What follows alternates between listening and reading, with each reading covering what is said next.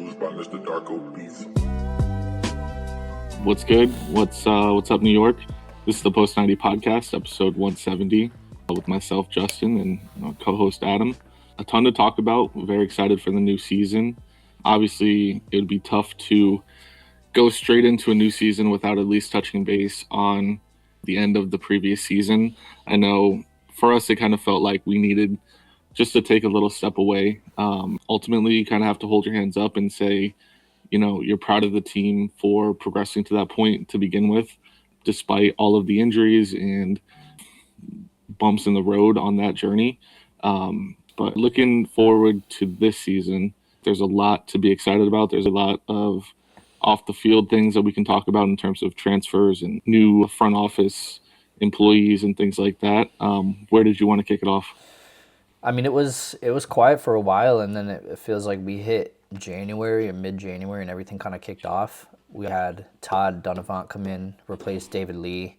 Todd seems to be like a cool guy. He seems more like maybe like a locker room kind of guy, and we always wrestle with the idea of how important or how much work is a sporting director of New York City FC actually doing at the end of the day, when you have the powers that be at CFG that are determining, I think, a lot of different decisions that would otherwise be handled by, the regular run-of-the-mill sporting director in the MLS. So I think that remains to be seen. But when you consider those facts, like having somebody that is a really good locker room fit, has a ton of experience as a player. I think he won 5 MLS Cups as a player, and then he went into management in the USL when, what team was it? It was like San Jose.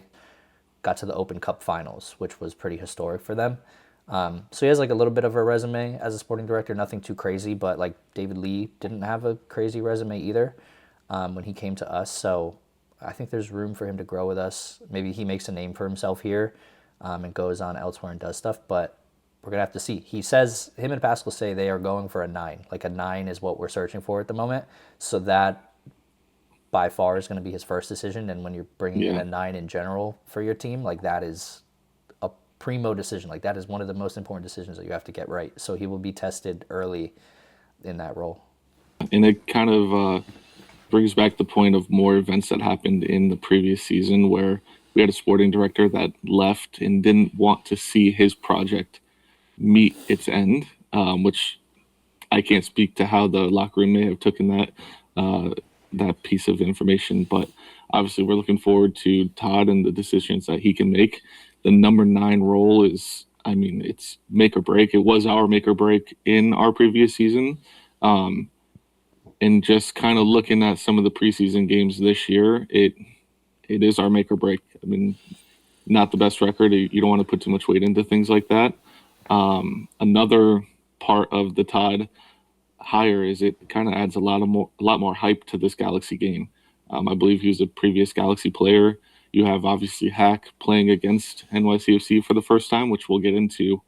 That as like I believe we are the Justin Haak show. We got to probably put that flag in the moon there. But I'm excited to see what he can do and the decisions that he can make and kind of add to this team, hopefully positively and not negatively, ultimately. Yeah, and keeping it on the 9, we saw the whole saga with Musa Silla coming over from Schalke, or almost coming over from Schalke, and there was a whole bunch of reporting around the physicals, and I don't know if Schalke was trying to say that we were fudging some numbers or what we were doing, but it sounded like from our end, or at least from what we heard, that there was some level of like damage to his knee that maybe wasn't disclosed properly. So then we wanted to go back to the table and rearrange some numbers to reflect that, which I think makes a lot of sense. If you're a team that's paying for a player, like knowing if they've had previous knee injuries is a big deal. So that didn't work out. Now we also have Tales come back from loan. This was like a dark horse thing for me in the offseason. Like I never really considered going into the offseason that like Tales would be coming back. Like I don't know that anybody really clocked that. I think we all got blinded by the playoffs and like the positivity of that. And we kind of forgot that was a piece that may be coming back. And it sounds like Pascal is pretty happy with Tales and what he's seen so far. It sounds like they had a conversation, and when Pascal asked what he would want his role to be in the team, Talles said that he'd like to be the 9 or he's interested in that role. I know we've seen that before, definitely under coaches that are not as talented as Pascal, I would say. But I'm interested to see if that's something that Pascal can make a reality. I don't know if it's promising. I don't know how you feel about that, like, because it was certainly something that a lot of people were pretty upset with in the past when we tried to make it happen and it was not working. Yeah, I mean, look, anything that doesn't work, you're going to want to get it out quickly, especially with a fan base that is, the New York City FC fan base. Like, it's very much, we want results and to at least be looking like we can win games. Talles wasn't providing that as a 9, which was super disappointing. But I think a lot of his time was under previous coaches. And if we're being completely honest, the talent that is Talles and the ceiling of his potential is really high. Is he better than anybody you could have brought in when there's like a James and a Royce's and things like that and Timo's of the worlds? I think those guys are probably going to put up better numbers. I think that's a pretty safe bet to take. But when you're talking about a comfortability, somebody who's going to be from within the building, like they know where everything is, they're comfortable in their own skin in the building. Like that's something that's not necessarily tangible. And whereas signing a new number 9, obviously that person is going to have to come in, get used to everything, get used to the way of life, be under a foot of snow for no reason when they were probably in Spain 2 weeks ago, right, like on vacation. There's a lot of things that I think Talles would be adjusted to already that somebody else coming in wouldn't be. And so if you're looking at somebody to get results now, Talles is probably your best bet as a backup. I'd still go Nico 9 to start the season, and I think that's probably the direction. But look, anything can happen with Pascal. I think he's cooking some wild stuff this season. Well, Talles can fill the role of, I think, a consistent winger in our team that we were really dying for last year, right? I mean, I remember there being so many episodes where we were talking about, is Hannes going to show up? Is Julian going to show up? Is Ojeda going to show up? Now Julian's off on loan, so he's no longer with us, at least for this season. Ojeda, I would still say consistency is very much up in the air with him. He's still a younger player. Malachi, we always talked about, like, are we ever going to see Malachi again? I still, to this day, it's crazy that we don't have closure on, like... There is news on that. Is there I don't know if you heard. I didn't see it. And it's wild, so I'm happy that I'll actually get to see your reaction to this. I wrote it in my notes. So Glenn, during the broadcast of the first game, mentioned that Andres Pereira is closer to return than Malachi Jones is. Like, I genuinely, like, his leg must have been destroyed, which is wild because the other player's leg was visibly destroyed and Malachi's wasn't. So I don't know. To me, that's heartbreaking for the player and for the team. It's just something that I would have never imagined. That would be in the big 2026 talking about when will we see Malachi again?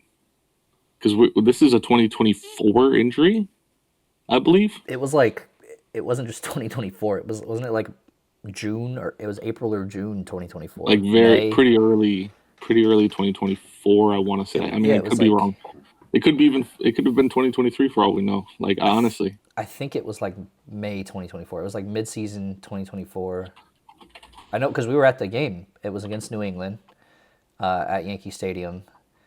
That's shocking, though. That's like that actually makes me speechless. So that was on June 28th, 2024 that he injured his leg and obviously had surgery.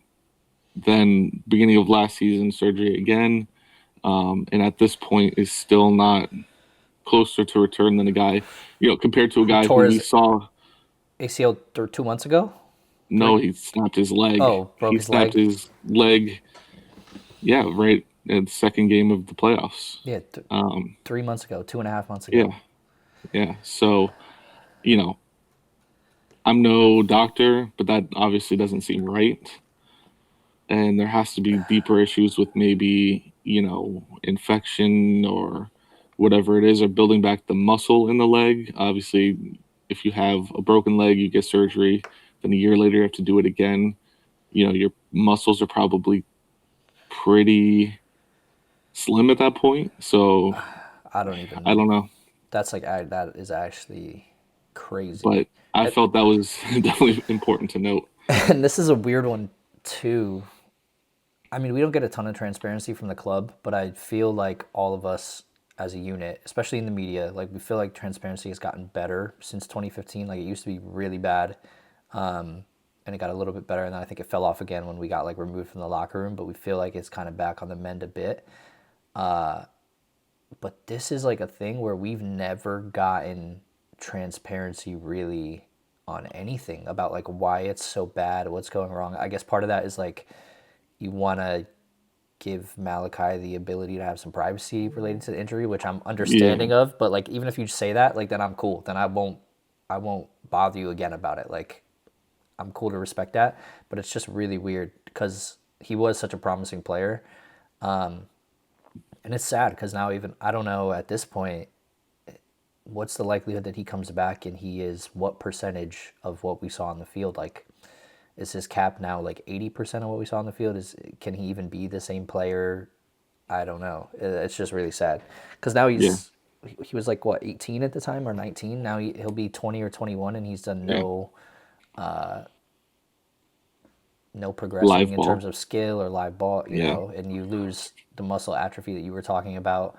That is just horrible. Like I actually don't even know if we see him this season based on a comment as simple as that. Well, yeah, because I'm assuming you don't see Andres Perea for at least another 3, 4 months, like back into training fully. I believe they're all walking. So like Alonso, Andres Perea, Well, Malachi Malachi's Jones, been in training they're all videos for yeah, like they're a they're all year. walking. So I don't know. Maybe I don't know. Maybe it's a thing where they're keeping Malachi on an injured tag type of deal because they know like he's not going to come in and break into that first team. So just let him kind of train with the boys and get back into the full speed. I But really he's don't seen know. like no time with NYCFC too. You often see those Yeah, teams used as rehab. It's just a weird that's the one. thing. He may not even be at the point where he can be in live rehab. Like he may just need to train away from the team and kind of get his muscle build up and stuff like that. Yeah, which is just I don't know. shocking. It's That's a tough like one. it's sad. It makes that injury so much worse and have so much more gravity behind it. And so yeah, I mean, obviously thoughts are with Malachi, and we hope that obviously he can get back to at least playing on the field. Period. I mean, playing for NYCFC two, getting back in training. Um, best of luck, and we're wishing him well. And then I guess keeping it rolling with the injuries, we finished last season without Keaton as well for quite a while. Another one where there's not a ton of transparency, and you get the injury reports where it just says lower leg or something. It doesn't tell you what leg. It doesn't tell you if it's what the problem is really. But I think a lot of us are hopeful that this season he'll be able to make a return to full performance. I don't know. It's the same question kind of with Malachi, where when you start to lose so much time on the field, other people are progressing a lot faster than you obviously even have the ability to around you. But it'll be interesting to see. I remember what year was it? We lost all these players. I think after we won the championship, and we had nobody come in, but we had a lot of people that were returning from injury or whatever the case may be, and it felt like we had all these new signings because they weren't with the team prior. It kind of We feels like the David Lee special. yeah, yeah. Like, are you happy with the old toy that we like refurbish? Yeah, So yeah, I mean that it feels like that with Talas, with Keaton. It's I don't know. You hope some new faces get brought into the team. You hope Keaton can get back to where he is and then not have any type of setback, which unfortunately has been a large part of the story a few times now since he started with the whole blood clot thing way back in the day. And just see what he can do, because obviously at his best he is a starting member of our team, and one that we haven't had in the team for a while. So you do kind of view him as a new signing if he can go the whole way. Yeah, and it sucks when you lose somebody like a Justin Haak who can plug so many holes, especially with Pascal the way that it's looking this season. Just based on the full San Jose game, he is very much going to be relying on players that can play in multiple positions and wear multiple hats. And that's where you kind of think, how do we, in our right mind, not write Justin Haak a blank check? And I know the argument is we offered him more than any other player and blah, blah, blah. Well, clearly that wasn't enough. Like, that wasn't enticing enough. And when you have a kid from New York who can play in so many positions and be such a good leader, it's impossible to fathom that you don't pay him whatever it takes and make him a DP if you need to, and you try to restructure Thiago or something. I don't know. You got to do, I feel, whatever it takes to kind of get Justin back on the books.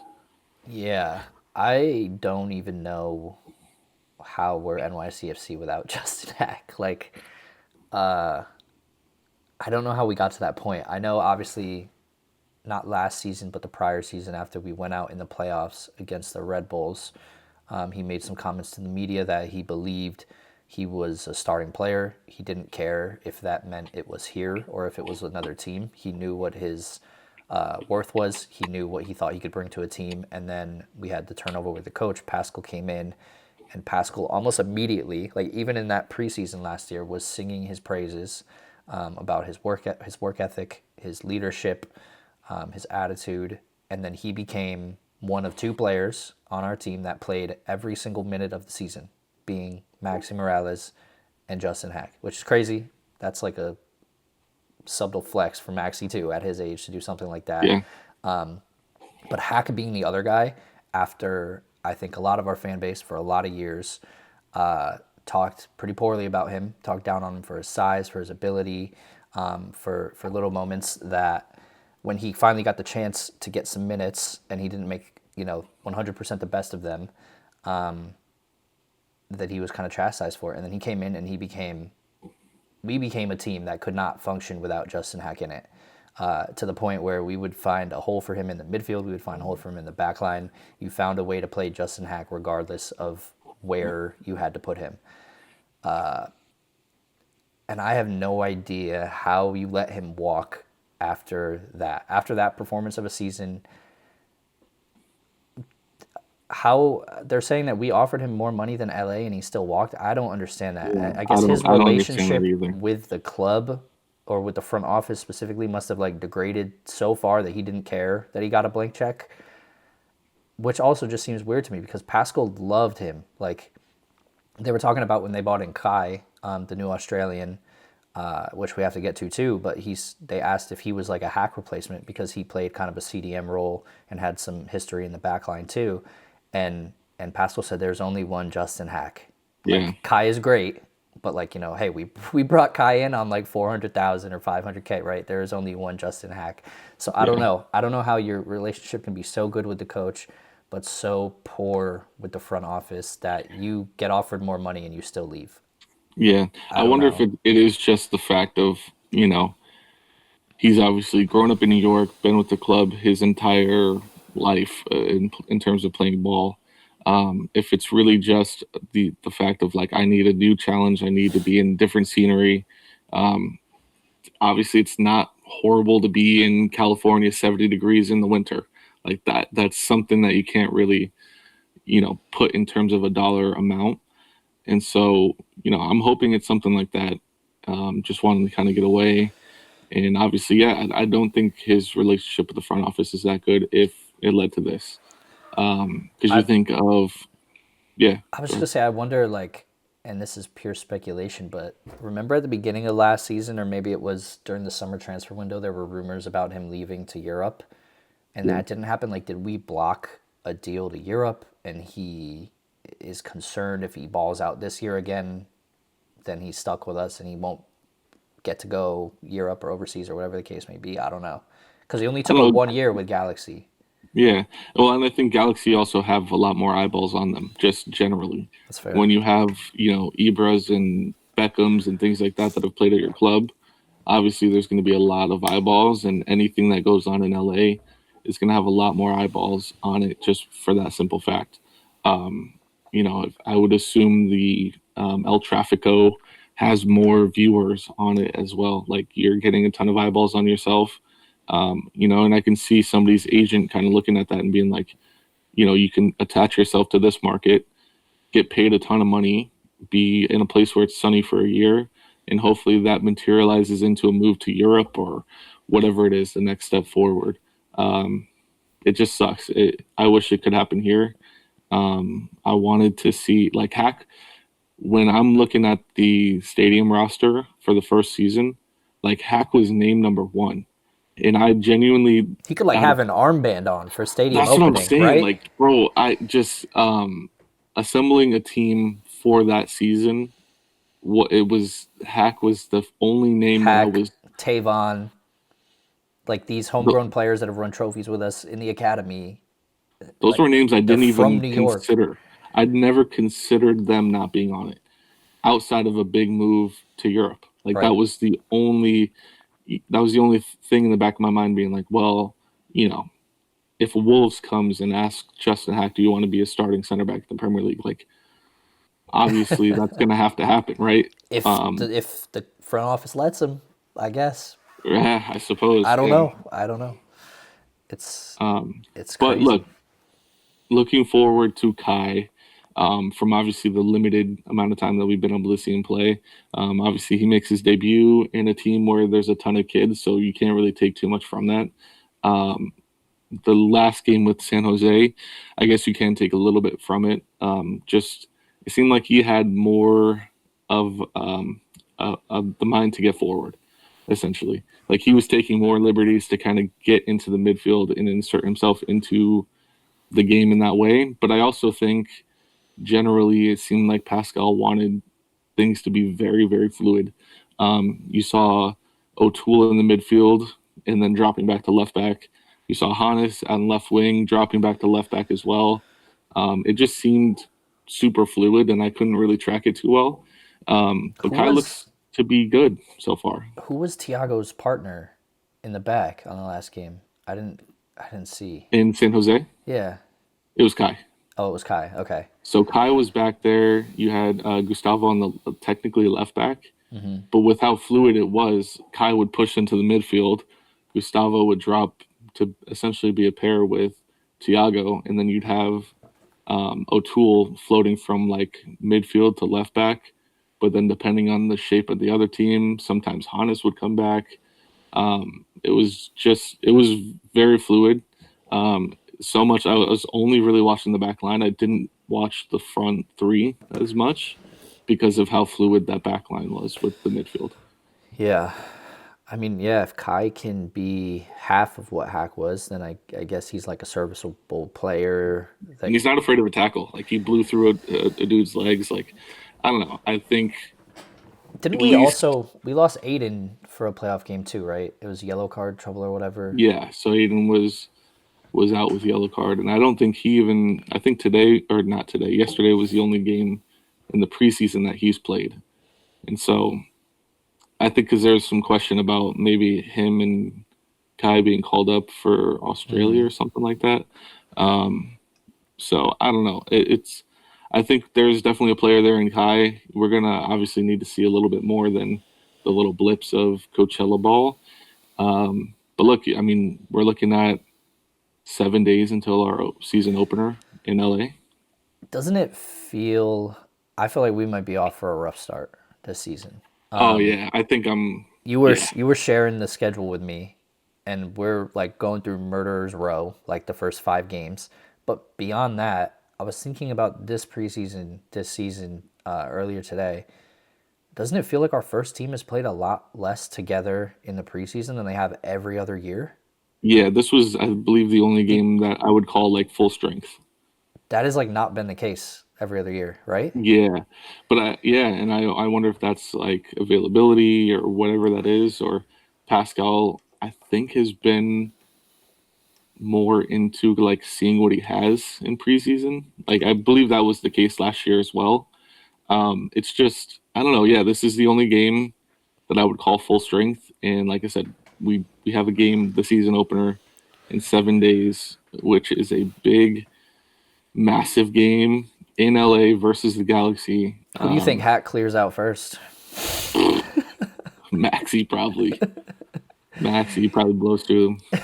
Oh no, that And would be sick. I was joking with you that like I'm gonna go ask Hack for his shirt because like I need that, but I'm also fighting with O'Toole, Freese, like Oh, you're all of the cooked. American boys. Like I'm You are cooked, bro. There's cooked. no way he's doing a jersey swap with me. No, there is zero chance.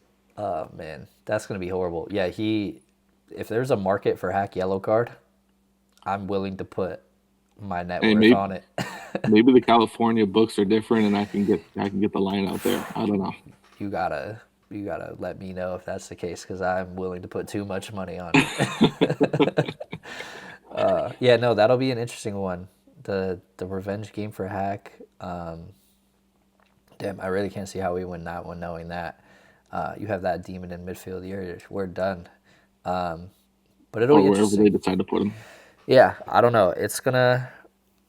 I think we're gonna take some time to ramp up. It just feels like our team hasn't had a lot of time together yet. A big part of that is Kai came in 2 weeks ago, and I don't even know. Is he meant to be a starter? I feel like probably not, right? Like maybe we should go through our ideal week 1 lineup, and set that, and then see where we fit people in. Yeah. Do you want to go first? Yeah, left back would be O'Toole. Then you have Raul and Thiago. Tavon out right. Midfield is where it gets really weird.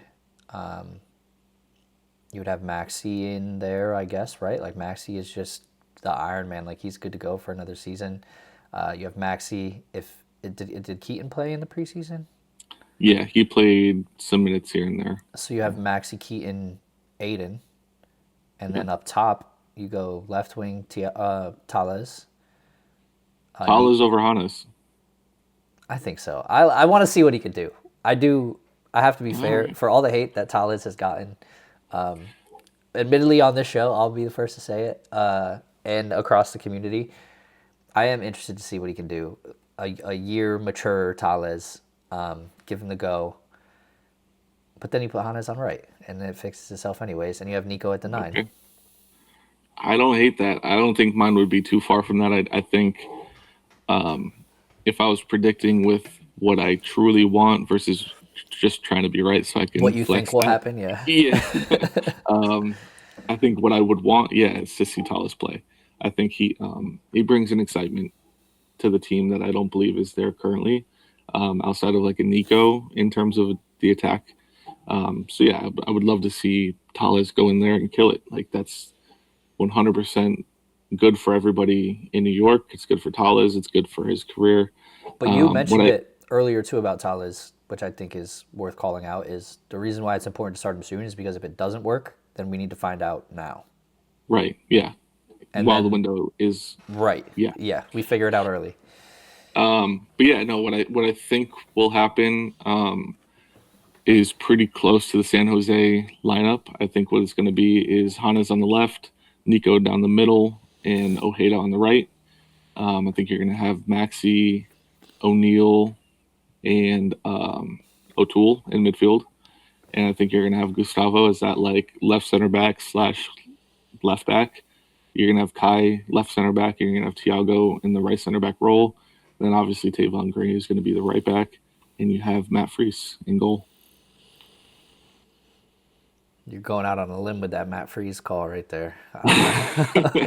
Bro, you know what sucks actually, speaking of Freese, is one of the goals that we conceded against San Jose was a mistake by Matt Freese that he almost dug himself out of by making a great save, but he couldn't make the double save. He tried to force a pass, kind of playing the ball out of the back, which led to our demise. And then the second goal was a penalty given by who? Just take a stab. Raul? No, Thiago. Oh, okay. I mean, it had to be one of the two. How long, and this goes back to maybe a prediction that you made in the offseason privately to me, how long is Matt Freese on this team if he starts off this year like he played last year, like all of last year? Yeah, we'd probably be learning to speak Romero by that point. Um, Well, we also gave Mac, the goalkeeper, a homegrown contract for the yeah. first team. And then, yeah, we have Romero. We have some other kids in there too. So I don't know if we're planning for the inevitable or what the case is there. No, well, what's interesting is the fact that we signed him to a contract, and I wonder if maybe that's what pushed Justin Haak away as well. Is like if you kind of get Hack on a contract that's longer than he believes he wants to be there, then in theory you are signing up for that. Matt Freese was happy to do so, so I think we finished the season with Matt Freese on our books, Wow. and and I hope that's not so. due to like his market value or anything like that. I think ultimately it may not be the same defensive team that we had last year that can kind of put out fires when needed, and help Matt Freese look good while he's standing on his head in goal. You see a lot of conceded goals in our future. I'm just looking at that San Jose game. Mistakes at the back are tough to kind of work your way out of. You have to work your way through them. And that could take a couple of weeks. And it's not, like you said, it's not an easy schedule to begin with. Um, I think that it's not a new, I don't think it's a new system for Pascal, but I think it's new ideas. And I think it's just taking the same system and kind of cranking the volume on it and turning it up to the max. And I think Pascal's probably willing to concede a couple of goals and making this thing feel right. And yeah, I think it's going to be a tough defensive go to begin with. So I think if Matt Freese has a slower start statistically, less saves, more goals conceded, that kind of takes him out of at least this window, which would push him to another one, which, who knows if that's a move that can happen at that point. That's fair. And we have a weird season this year, right? With the World Cup. We're going to have a big break in the middle of it. Yeah. Well, and he's going to be going for that as well. So who knows? He might put on a show there. And, That's you know, that actually club is a part of the clubs equation. love to, like, if you think about the World Cup that France won, all of a sudden French players were the hot commodity following that one. Um, you think about any of the teams really who have won the World Cup, like their team or their nationality immediately becomes the hot commodity. Everybody wants a World Cup winner. Everybody wants somebody who is on the squad. And so, look, if the U.S. go and do something crazy, if they make splashes, if they go deep into the World Cup, If they Matt win the Freese is World Cup, is that what you're no, no. alluding to But here? if they make big waves, um, even when Russia was hosting Yeah. and they played well, like Russian players were kind of going all over the world because of it. Good performances in a World Cup when billions of people are watching They pay the is bills. super. It's super good. Yeah. Like that's something that can make somebody's career for life. So if Matt Freese goes and puts on half of the performances that he's done for club, I mean, we can kiss him You better goodbye. Like speak Ramiro knees, buddy. we're gonna be seeing Matt Freese sitting on a table or not a table, geez, on a chair in an empty room, saying, "Guys, I've loved this so much, but I will be going to Barcelona." Yeah. Well, we'll have to see how it plays out. I feel like the last two things to talk about that are far less important than everything else on the list. We got a new kit, and we have an official mascot that we may or may not have planted the seed for like 2 or 3 years ago, like Yeah, almost to the T. yeah, the animated thing that I wouldn't say commissioned, but we Collabed. um, we collabed, and I think it was our brainchild that was put into an illustration. Yes, by Tom. Um, by Tom. Yeah, the new kit might be, and I don't want to get crazy here. It might be top one, two, all time. Which like the top itself is like it's cool, it's great, and I think it's one of the best. Like I would put the top as a top five, but the total kit itself is peak. Like those orange socks, the white shorts, the combination, um, that being in the colors of the flag of New York and things like that. Like that's just it's top to me. I might be a full kit Andy one of these days and pull up to the stadium in it. Like it's insane. Yeah, nah, it's cool. I like the mosaic pattern on the kit too. I think that color, that dark blue, always does well. We had that one other kit. I think it was the year that Matarrita drew that pen in the playoffs at City Field, right? We had that blue kit with the white stripes on it. That Yeah. color, you can't go wrong with that color. That was like Tati's emerging It was, jersey. yeah, yeah. You can't go wrong with When I that think of color. that jersey, I don't. That's crazy that your first thought for that jersey I was just, Matrita and not Tati. yeah. I go for the negative one, I guess. Are we still paying that dude? Oh, no, I meant Matarrita. Did I say Oh, Matrita? Matarrita. Well, didn't Yeah. I think he was wearing that kit we're talking about when he stepped in when we were at City Field and caused Okay. that pen? Yeah, Oh, yeah. I'm pretty sure. That may have been like 2019. Yeah, I don't know, but it's a clean kit. You're right. The socks and the shorts. Whenever we go white shorts, it like makes the kit like it pulls it all together. It gives it like true city vibes. I feel like so. We're double white shorts this year. All the better. It's All the crazy. better.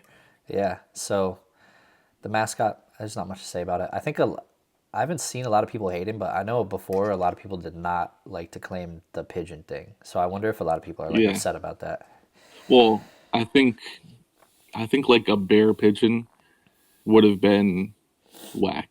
You know what I mean? Like a bear pigeon, sort of in the way that they were using it already last season, where they had like pigeons in the 24/7 type Yeah, of yeah, yeah. font that they were doing all around the stadium. Like that was fine, but it felt bland. But throw some Tims on a pigeon, like Sky. it's hard to hate. So I don't know. I like it. At first, I was like, I don't know. This like, is this a little corny? Like, is it kind of playing into too many like New York stereotypes? Like, I don't know. But then it grew on me, and I'm like, yeah, no, like I think if this is what everybody collabed on, this is what it should be. Yeah, seems cool. That's 170 though. It's that. We Yeah, that's the return to the mics. I we feel like, we got the files submitted like right ahead of the due date. yeah, We appreciate you guys listening, watching as always. It's crazy. What season is this for us now? This is like 7 season 6 or 7. Yeah, because we started in 2019 COVID season. Yeah, yeah, I remember watching that penalty shootout against LA Galaxy to determine whether or not we moved on or something. It was like yeah. or who Remember we somebody called played. us corny. Yeah, we Somebody called us corny for it, bro. still are really. To be fair to Yeah, him it or is what her, it is. whoever it was. You gotta own it, Yeah, yeah, it's crazy. bro. God forbid somebody gets excited. Like, my goodness, my fault. Yeah. Well, there's a lot to be excited about this season. I'm happy to have another season of like Pascal ball and it maturing. Like you said, I think it turning up slightly bit more now that all the players have had a ton of time to get like the fundamentals will probably be pretty good for us. Pascal seems to be the solution for the Yeah. foreseeable future. As long as he allows himself to stay here is good for us. So Yeah, no, I'm excited to see what this is. It's tough not to have some expectations going into a season when you come off of an Eastern Conference Finals appearance. But I think in the same sort of breath as last season, we kind of just have to see what it is and evaluate it from there. The MLS is an insanely tricky league to play in. Like it's not, Arsenal finishes second in the Premier League, and the next season it's like, well, now you're gonna have to go and win the league. Right. In the MLS, it's every season is a blank slate. It feels like with how many players go in and out. My genuine gut prediction is that we're an underrated team again, not rated too well by the pundits, the people who are paid to have their allegedly good opinions on TV. All of whom were wrong last season, by the way. All of whom were wrong every season, pretty much.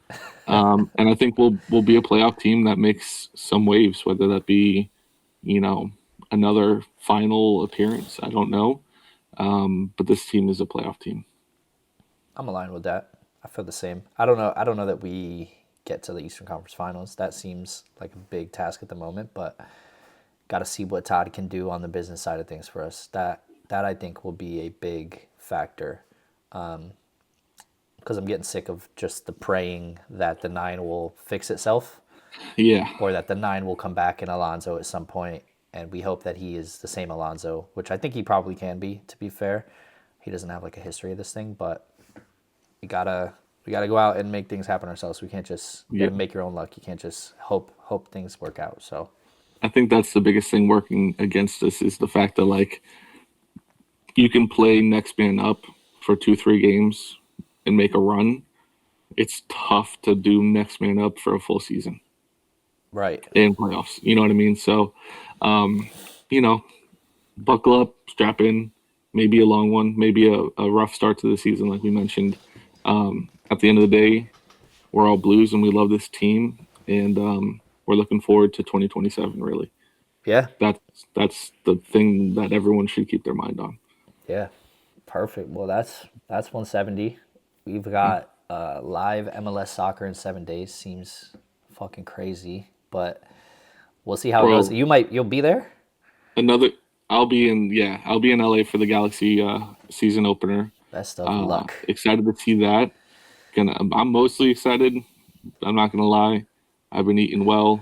I've been working out. You know who Haak might slide in on first? It might be you. It might be me. It might be you. It might be me. I'm excited to see those taco trucks at the stadium over there.